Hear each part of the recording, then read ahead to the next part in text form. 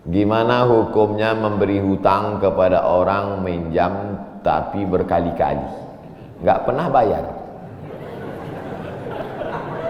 Apakah kita termasuk orang yang menzolimi dengan tidak mendidik orang tersebut menjadi mandiri?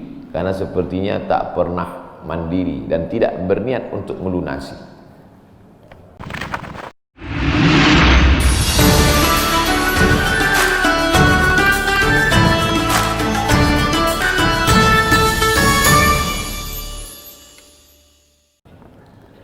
Gimana hukumnya memberi hutang kepada orang minjam tapi berkali-kali nggak pernah bayar?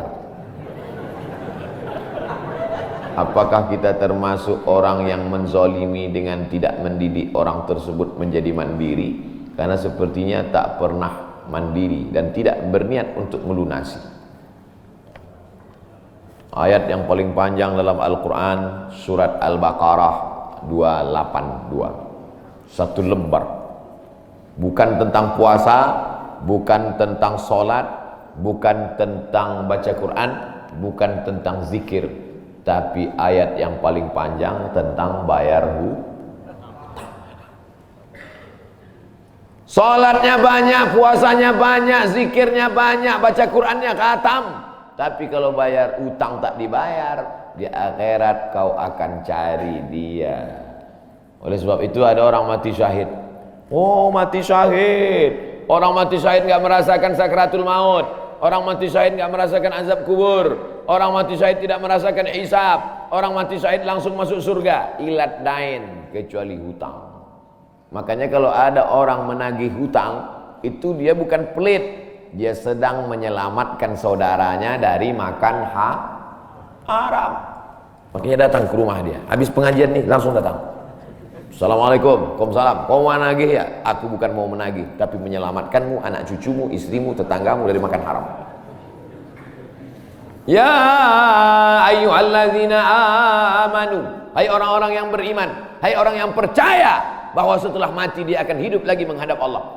Idza tadayantum bidainin, kalau kau menjalin transaksi hutang piutang, ila ajalim musamma, sampai ke batas waktu tertentu, faktubuh, tulis, saya pinjam kepada kamu 500.000, akan saya bayar pada bulan Mei. Tahunnya jelas. Banyak juga bulan Mei. Maybe yes, maybe no. Bulan berapa? Bulan Mei tahun 2020. Oke. Sekarang bulan Maret, April, 1 Mei 2020 datang tagih. Kapan kau bayar? Mohon maaf aku nggak bisa, istriku baru meninggal, anakku pun sakit. Jangan kau cerita panjang lebar, tak tahan air mataku mau menetes. Kalau dia dalam kesulitan, fanaziratun ila maisarah, tunggu sampai dia lapang. Maisarah artinya lapang. Tunggu sampai dia lapang. Setelah dia lapang, datang lagi bulan Juni. Kapan kau bayar? Aku belum bisa. Nampaknya lebih banyak ongkos minyak aku daripada uang yang kutagih. Yang paling bagus, wa anta saddaqu khairul lakum, kau sedekahkan itu lebih baik. Karena aku pun makin datang makin kumat darah tinggiku, kolesterolku pun makin naik. Jadi untuk yang 500.000 itu ku sedekahkan aja, ambil. Tapi yang menghafal ayat ini yang ngasih pinjaman, bukan yang minjam. Sekarang banyak salah hafal, yang minjam pula yang hafal. Begitu kita tagih, kapan kau bayar? Wa anta saddaqu khairul lakum, kau sedekahkan itu lebih baik. Itu ayat aku. Ayat kau 8282.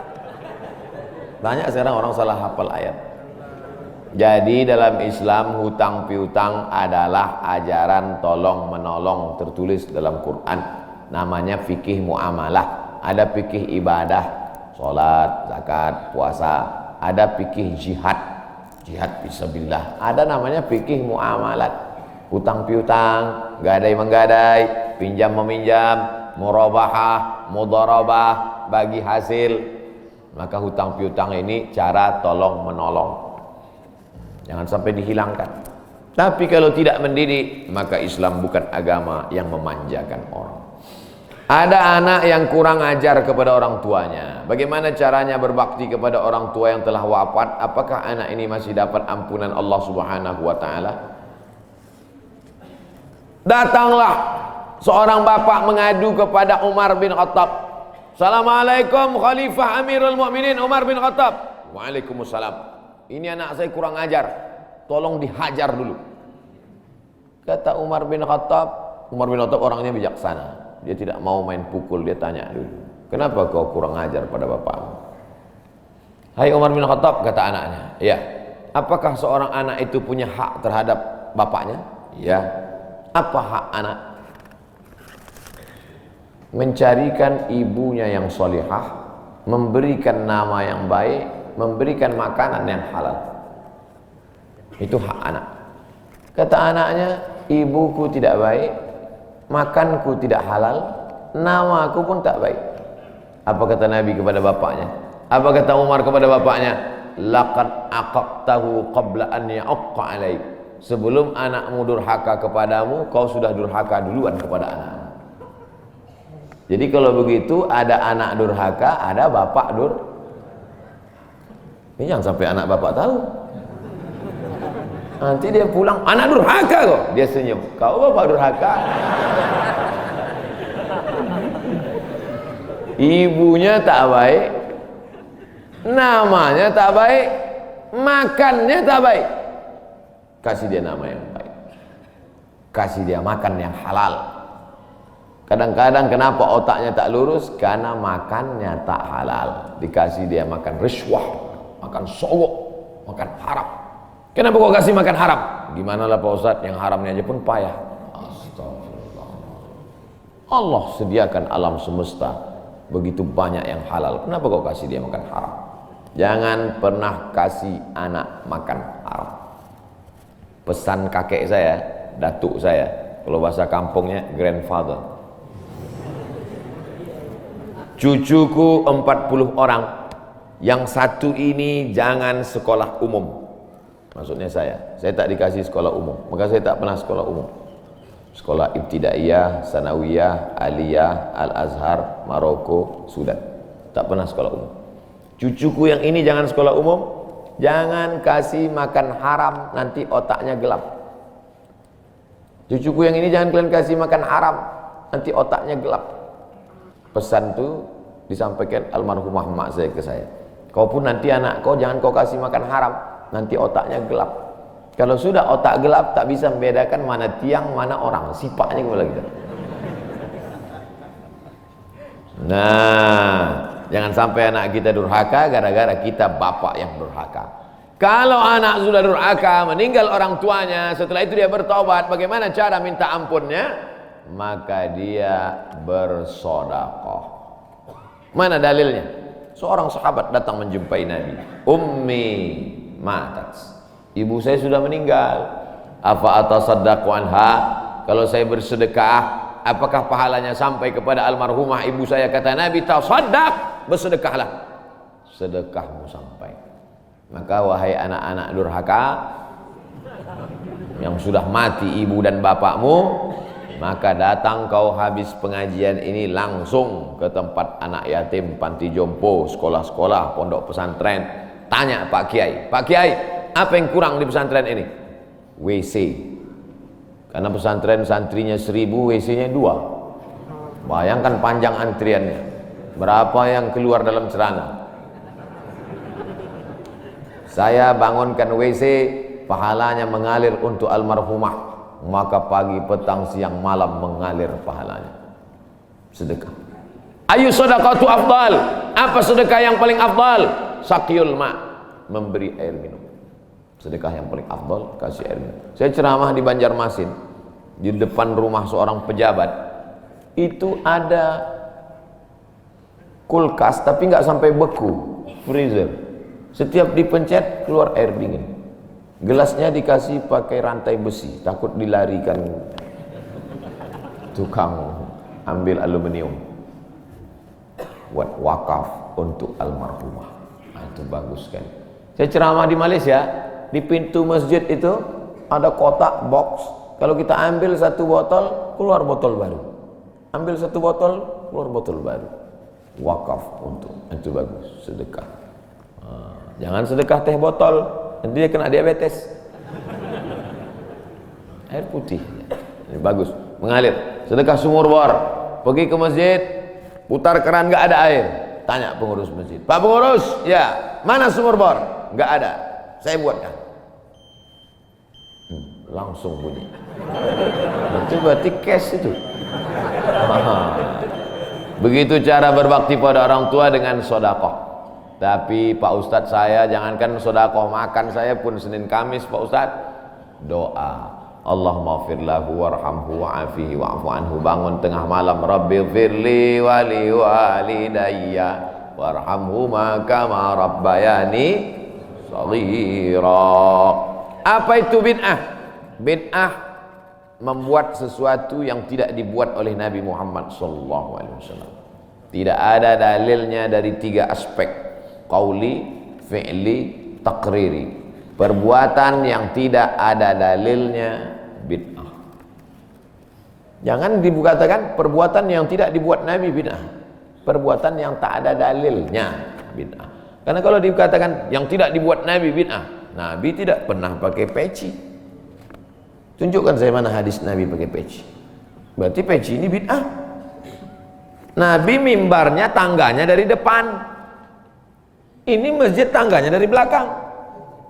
Berarti mimbar ini bid'ah. Mimbar Nabi tangganya dari depan, 3 lantai, 1, 2, 3. Jadi yang dimaksud dengan bid'ah perbuatan yang tidak ada dalilnya. Misalnya jam 12 siang ada bapak-bapak di panas terik tegak menghadap matahari. Pak, bapak ngapain? Aku mengagungkan Allah di bulan Rajab. Bid'ah itu, karena tidak ada dalilnya sama sekali. Tapi selama ada dalilnya, tidak boleh kita katakan orang itu melakukan perbuatan bid'ah. Malam Jumat baca Yasin, kumpul 10 orang baca Yasin. Yasin wal Qur'anil Hakim, innaka laminal mursalin. Bid'ah. Loh, coba lihat dalilnya. Yang dibacanya itu Quran apa Quran? Quran. Baca Quran apa pahala? Yasin itu Quran atau enggak Quran? Quran. Man qara'a Yasin fi lailatin, siapa yang baca Yasin suatu malam, asbaha maghfuran lah, subuhnya sudah diampuni dosanya.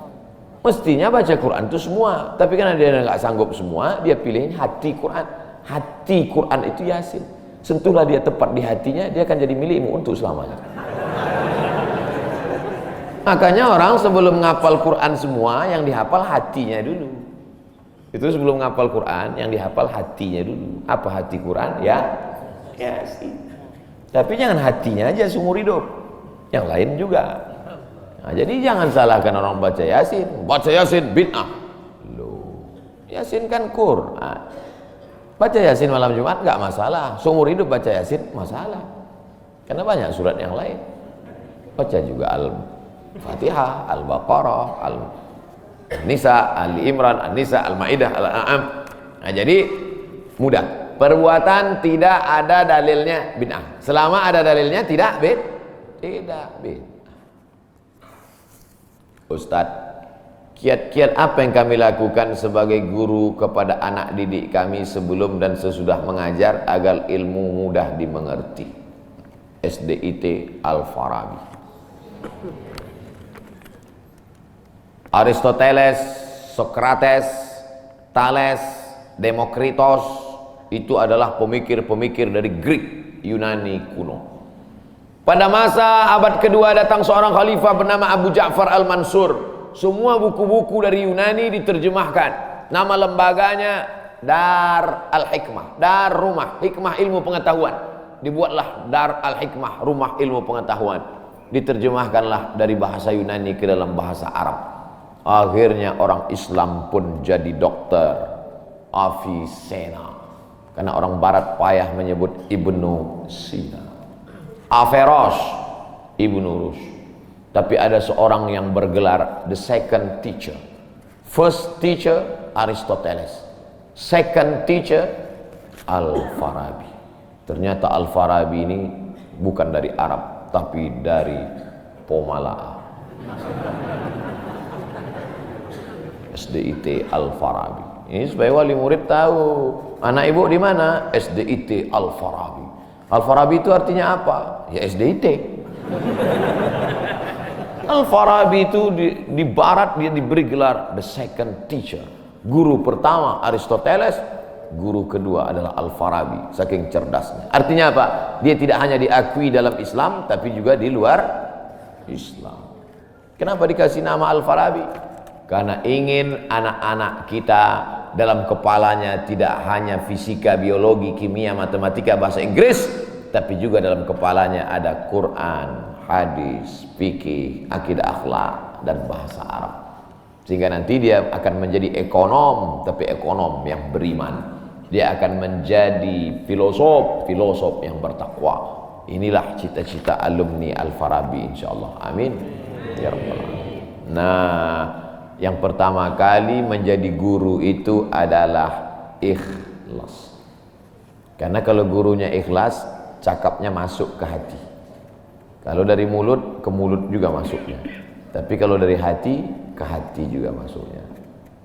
Kira-kira yang saya sampaikan tadi, saya mulai tadi jam 5.15, sekarang jam 6.05, dan 50 menit saya bicara. Masuk tak ke hati Bapak Ibu? Kalau tak masuk ke hati Bapak Ibu, berarti yang ceramah itu enggak dari hati. Dari mulut ke mulut juga masuk. Jangan sampai ke mulut pun tak masuk. Nauzubillah. Yang pertama kali tulus ikhlas. Karena perbuatan yang paling tinggi amalnya adalah menjadi guru. Makanya saya lebih memilih menjadi guru. Saya sampai sekarang menjadi guru. Cuman saya tidak punya kelas. Dulu sempat jadi dosen, habis itu keluar. Kelas saya sekarang masjid, lapangan sepak bola, sama stadion, sama gedung olahraga, sport center Antam. Saya mengajar tidak lagi terbatas oleh dinding kelas. Semua tempat menjadi tempat mengajar. Guru yang pertama harus ikhlas. Yang kedua, tingkah laku perbuatannya. Guru digugu dan ditiru. Guru itu dari mulai cara minumnya aja diikut orang. Guru minumnya tangan kiri. Yang minum tangan kiri itu setan. Berarti kalau ada guru minum pakai tangan kiri, berarti guru setan. Hati-hati jadi guru. Oleh sebab itu maka guru ini luar biasa. Guru ini luar biasa Bapak Ibu. Perbuatan yang tidak putus setelah mati guru. PNS setelah mati putus. Yang kan mati, pensiun aja putus. Apalagi mati. Tapi guru. Saya dulu punya dosen. Kata dia, saya ini lulus hakim. Tapi kemudian saya tinggalkan hakim, saya pilih jadi guru. Kenapa gitu Pak dosen? Karena kalau saya jadi hakim, 1 tahun ada 10 perkara, 10 senang kepada saya, 10 benci. Yang menang senang, yang kalah benci. Tapi menjadi guru, tidak akan ada murid saya yang benci kepada saya. Betul. Guru SD saya, berapa kali kepala saya diantukkannya ke tiang. Asal pelajaran saya nggak dapat, diantuk. Begitu reuni, saya cium tangannya. Saya nggak sakit hati, ingat aja dikit. Datang saya belikan hadiah, saya cium tangannya, meleleh air mata saya. Betul, menjadi guru itu adalah nikmat. Maka saya pilih jadi guru. Guru nggak ada pensiunnya. Saya sampai mati saya tetap menjadi guru. Oleh sebab itu maka guru ini luar biasa. Guru pahlawan tanpa tanda jasa. Oleh sebab itu menjadi guru. Oh, tapi jangan gara-gara ini semua pegawai Antam keluar mau jadi guru. Memang ibu bukan guru, tapi ibu menjadi guru bagi anak-anak ibu. Bapak jadi guru bagi keluarga bapak. Itu kita sudah menjadi guru insya Allah. Emak saya perempuan yang biasa, dia bukan guru, dia bukan PNS, dia bukan kepala sekolah, tapi dia menjadi guru bagi kami, anak-anak. Kalau kami pulang bawa main-mainan, dia tanya, mainan ini dapat dari mana? Dari jalan mak, antar ke tempat kau jumpa tadi, karena tak tahu itu punya siapa. Nanti di akhirat ini akan kau pikul menghadap Allah SWT. Sampai hari ini kalau ketemu barang-barang di jalan tidak berani bawa pulang, ingat pesan almarhumah emak itu. Mungkin cakap ustaz tidak masuk ke telinganya, tapi kata-kata ibu luar biasa. Ibu-ibu, bapak-bapak, nanti kalau mau sakratul maut, pesan paling jitu sampaikan pas mau mati. Jangan makan haram. Luar biasa itu, mereka berkesan. Sampai anak cucu akan mereka sampaikan. Nenekmu dulu ketika mau mati, pesan terakhirnya, jangan makan haram. Baru sebut la ilaha illallah. Pertama, ikhlas. Yang kedua, perhatikan tindak tandukmu, kau dikuku dan ditiru. Yang ketiga, insya Allah bangkitkan semangat, karena setelah kau mati akan mengalir pahalanya. Abdul Somad kalau mati meninggal dunia, setiap bulan Rajab, bapak-bapak, ibu-ibu, anak-anak bapak, cucu bapak, ibu yang hadir-hadir nih, anakku yang kecil, setiap bulan Rajab mereka beramal. Abdul Somad sudah mati dimakan cacing tanah di Pulau Sumatera, di Riau, pahalanya tetap mengalir. Dari mana? Dari Pomala. Bismillahirrahmanirrahim. Assalamualaikum Ustaz. Waalaikumsalam. Apa tips cara meraih kesuksesan yang berkah di masa muda?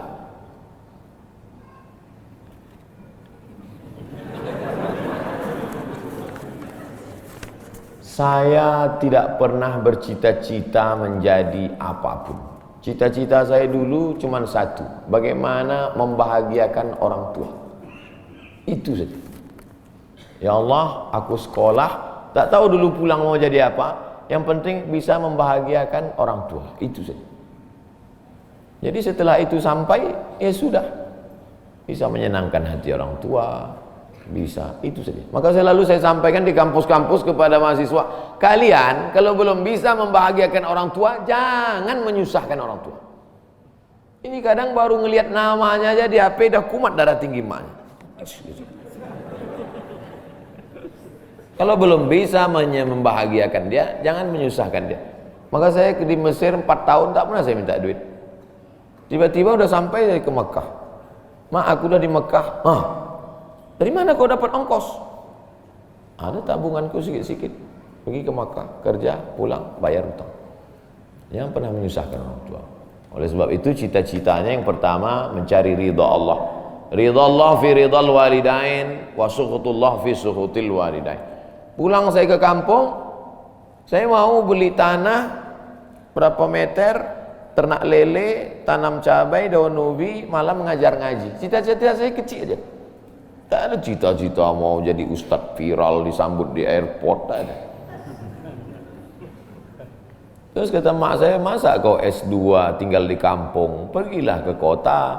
Akhirnya saya menghonor jadi dosen, siang jadi dosen, malam ceramah di masjid, direkam, diupload, khutbah diupload, like and share, akhirnya viral.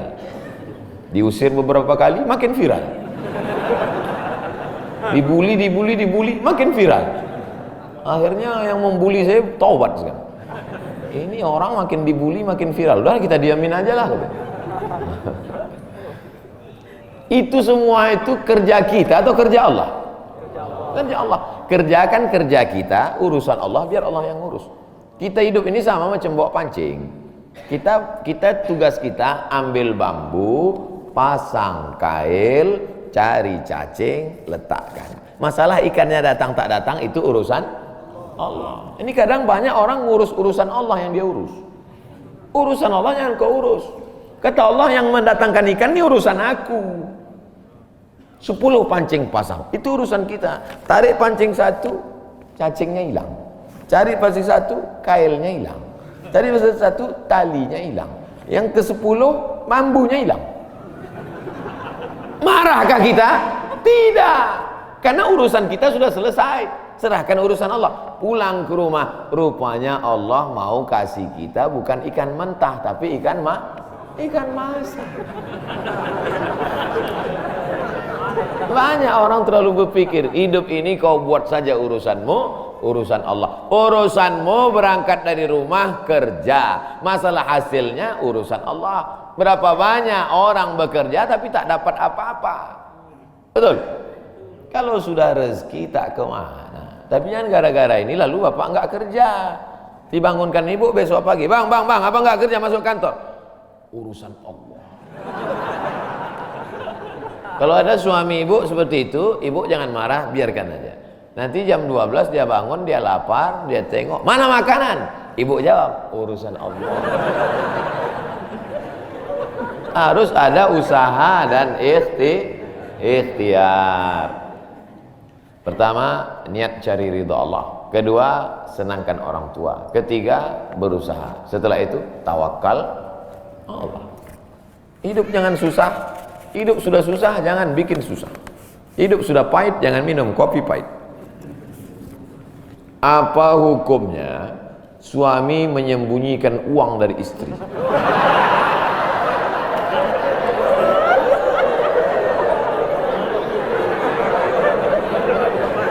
Bang, kata istrinya. Bang, ini duit apa bang? Duit sial. Oh, duit sial, udah kusembunyikan kau dapat juga.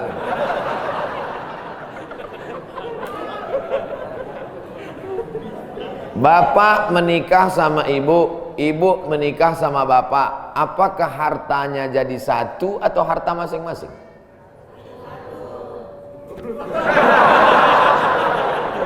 Mereka mau hartanya jadi satu dan bapak ketakutan. Itu yang saya baca. Sekarang kita baca ayatnya. Walakum nisfu ma taraka azwajukum illam yakul lahunna walad. Kalau istrimu meninggal kau dapat 50% hartanya kalau tidak ada anak. Fa in kana lahunna waladun, kalau dia punya anak, falakumur rubu'u, kamu dapat 25%. Sekarang saya tanya, hartanya nyatu atau pisah?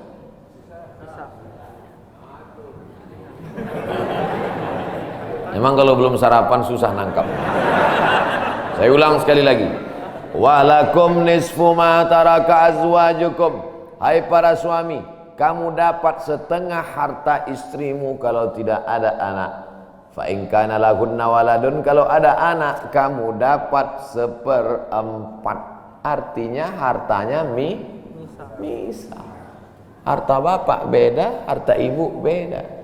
Ibu kerja, punya kebun, punya tanah, punya speedboat, itu harta dia. Bapak punya usaha, harta bapak. Meninggal ibu, 50% untuk bapak. Apa beda harta ibu dengan harta bapak?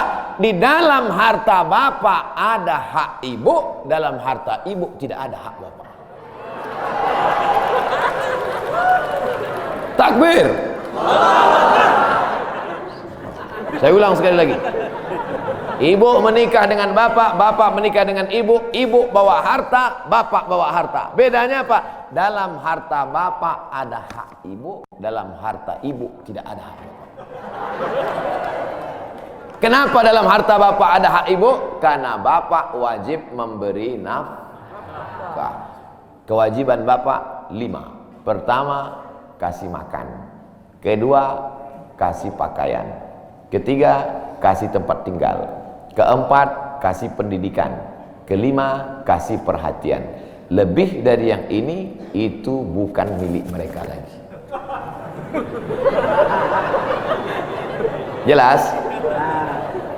Ini ada sekarang suami setelah menikah, pas dilihat surat apa semua, tak ada punya dia. Semua atas nama istrinya. Ini orang kalau meninggal, ini tidak kena azab kubur. Karena di dunia sudah terlalu azab dengan istrinya. Dari yang saya sampaikan ini jelas tentang pembagian batasan-batasan harta, jelas? Jelas. Jadi tidak serta-merta setelah menikah, jangan mau anak perempuan kita ditipu laki-laki. Istriku, mana surat mobilmu, mana surat tanahmu, tadi kita sudah akad nikah, semua hartamu, milikku, sorgamu di bawah tapak kakiku. Oh, tidak begitu. Makanya laki-laki harus ngerti, perempuan juga harus paham. Kalau tidak, sedang main bola aja ada aturannya, statuta. Kalau tidak akan hancur. Tapi insya Allah jelas itu. Pak Ustadz minta tolong doakan ibu saya sudah lama sakit. Nanti kita doakan di akhir majelis. Bukan cuma ibu bapak, ibu-ibu semua kita doakan. Bagaimana niatnya doanya? Bagaimana niatnya doanya mandi tobat? Nawaitu, aku berniat ghuslat taubat, mandi taubat. Saya nggak bisa bahasa Arab Pak Ustaz, bahasa Indonesia, bahasa Makassar, bahasa Jawa, bahasa Batak, bahasa Mandailing, bahasa Aceh. Saya niat mandi taubat karena Allah Ta'ala. Bagaimana cara mandinya Pak Ustaz? Seperti mandi wajib, basah dari ujung rambut sampai ke ujung kaki. Di mana mandinya Pak Ustaz? Di laut bisa. Kolaka ini 30% saja daratan Pak Ustaz, yang 70 adalah lautan. Nah, mandi di laut. Apalagi kalau sampai ke tengah laut, bukan cuma dosanya hilang, orangnya hilang sekali.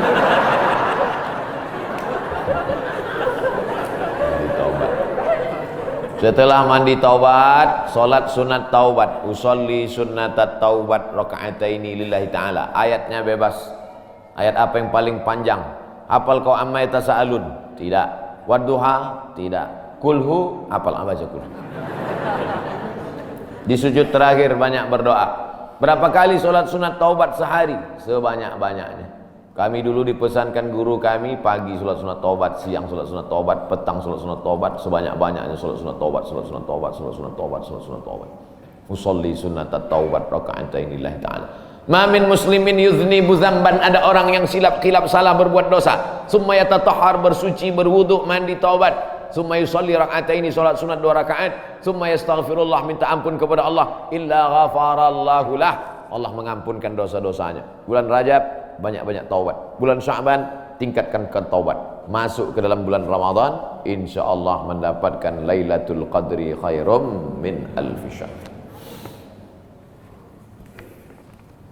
Semoga Ustaz senantiasa diberikan Allah kesehatan. Amin. Saya dari Medan. Ada juga orang kampung saya di sini. Bagaimana cara bakti seorang anak? Cara membahagiakan orang tua berjarak jauh dengan kita. Sedangkan bertemu dekat bersama orang tua mungkin hanya 1 tahun sekali, Idul Fitri saja, karena harus bekerja di PT Antam Tbk Sulawesi Tenggara. Ada sesuatu yang tak bisa kita bayar dengan uang. Tak bisa dibayar dengan uang. Yang bisa merasakan ini orang yang orang tuanya sudah meninggal. Yang masih hidup tak bisa. Lam ya'rif man lam yadhuq. Yang tak pernah merasakannya tak bisa menceritakannya, karena tak bisa dirasakan. Setelah orang tua itu tak ada, barulah kita rasa dunia ini hampa, tak ada gunanya. Duit itu tak ada gunanya, mobil itu tak ada gunanya, rumah itu tak ada gunanya, apapun tak ada gunanya. Waktu dapat saya gelar doktor dari Sudan, pulang saya ke rumah, tak ada gunanya, tak bisa lagi diceritakan. Dulu apapun yang dapat diceritakan, mak, aku dapat sorban dari mak, aku dapat peci. Setelah pulang dari Brunei, dapat gelar visiting profesor di Universitas Islam Sultan Syarif Ali. Tak ada gunanya, hampa. Paling-paling ditulis di baleho aja, profesor, doktor. Untuk menunjukkan bahwa kita bukan ustaz kaleng-kaleng.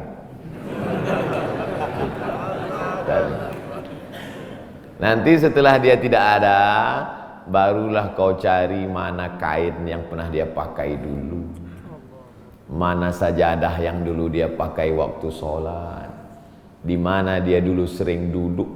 Bekas tempat duduknya aja pun bisa menghilangkan rindu. Bekas tempat dia duduk dulu, tempat dia duduk makan kacang sambil minum teh. Duduk kau di situ bisa menghilangkan rindu. Quran yang dia baca dulu lengkap dengan rehalnya. Bangun kau tengah malam, kau bentang sajadah, duduk kau di situ, kau buka Quran yang dia baca dulu, hilang rindu. Tapi setelah dia tak ada, makanya mumpung dia masih ada, ciumlah tangannya, peluklah badannya, ciumlah keningnya. Kalau kau ada duit, kirimlah. Tak bisa, karena cari makan jauh Pak Ustaz. Mesti terbang dari Sumatera sampai kemari. Apa boleh buat? Memang begitu kondisi ekonomi kita sekarang. Allah tidak marah. Tapi kalau kau mampu, kirimlah. Siapa orang yang kira-kira bisa digaji, dibayar untuk memasakkan dia di rumah? Berkirimlah. Karena sampai masanya nanti duit yang banyak itu tidak ada gunanya sebanyak apapun kau simpan tak ada rasanya lagi, hampa tak ada guna. Maka mumpung dia masih ada. Idul Fitri paksa-paksakanlah pulang. Mahal tiket pesawat, tabunglah, teleponlah. Masih ada dia menyambut teleponmu, berikan HP yang kira-kira lama dia pakai, tinggalkan. Mak, ini chargernya, ini handphonenya, ini baterainya, persiapan kalau rusak pasangkan di sini. Nanti kalau aku telepon, sampai masanya nanti handphonenya berbunyi tapi tak ada yang mengangkat. Selagi dia masih ada, senangkanlah hatinya. Kirimkanlah kain. Kain itu tidak akan dia pakai, tapi insya Allah menyenangkan hati dia. Ketika hatinya lapang, lapang rezeki. Ketika hatinya senang, senang hidup. Tapi kalau sudah hatinya sempit, meleleh air matanya, rindu karena tak pernah kau telepon, disitulah awal azab Allah datang. Kau akan berenang dalam kesengsaraan. Mudah-mudahan Allah mengampuni dosa kita semua, dosa ibu bapa. Ala hazihi niyah al-fatihah. A'udzubillahi minasyaitonir rajim. Bismillah. Alhamdulillah rabbil alamin. Ar-Rahmanir Rahim. Maliki yaumiddin. Iyyaka na'budu wa iyyaka nasta'in. Ihdinas siratal mustaqim. Shiratal ladzina an'amta 'alaihim ghairil maghdubi 'alaihim waladdallin. Amin. Rabbana ighfir lana dzunubana, ampunkan dosa kami ya Allah. Wali abaina, ayah kami ya Allah. Melepuh kulitnya untuk menyekolahkan kami, tak dapat kami balas budi baiknya ya Allah. Wali ummahatina, emak kami, 9 bulan 10 hari kami dikandungnya, 2 tahun kami disusukannya, mengalir darahnya dalam badan kami, tak dapat kami balas. Tak dapat kami balas kebaikannya, sekali teriakannya saat mengeluarkan kami ke alam yang fana ini, tak dapat kami balas kebaikannya ya Allah.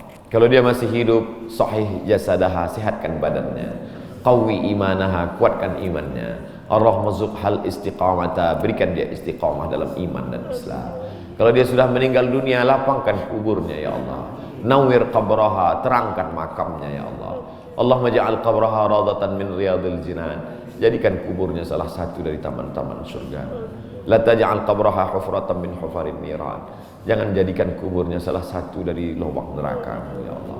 Allahumma ja'al abana'ana barina liwalidiha, jadikan anak-anak kami anak-anak yang berbakti kepada orang tua. Allahumma hafazhum min kulli su' wa syarr, jaga anak-anak kami dari segala perbuatan maksiat dan dosa ya Allah. Rabbana zalamna anfusana, kami sudah banyak buat silap salah dan dosa. Wa illam taghfir lana, kalau kau tidak mengampuni dosa kami, wa tarhamna, kalau kau tidak merahmati kami, lanakunanna minal khasirin, sudah lama kami jadi orang-orang yang rugi. Allahumma ja'alna minat tawabin, jadikan kami orang yang bertaubat di bulan mulia ini ya Allah. Wa ja'alna minal mutatahhirin, jadikan kami orang yang mensucikan hati. Wa ja'alna min ibadikas salihin, jadikan kami hamba-hambamu yang salih. Allahumma ja'al akhira kalamina inda intihai ajalina, kalau ajal kami sampai, malaikat maut tiba mencabut nyawa kami, jadikanlah yang terakhir keluar dari mulut kami la ilaha illallah Muhammadur Rasulullah SAW, kalimatu haqqin alaiha nahya, dengan itu kami hidup, wa alaiha namutu, dengan itu kami mati, wa biha nub'atsu, dengan itu kami nanti akan dibangkitkan di padang mahsyar. Rabbana atina fid dunya hasanah wa fil akhirati hasanah wa qina adzabannar. Wa sallallahu ala sayyidina wa maulana Muhammad wa ala alihi wa sahbihi wa sallam, walhamdulillahi rabbil alamin. Taqabbalallahu minkum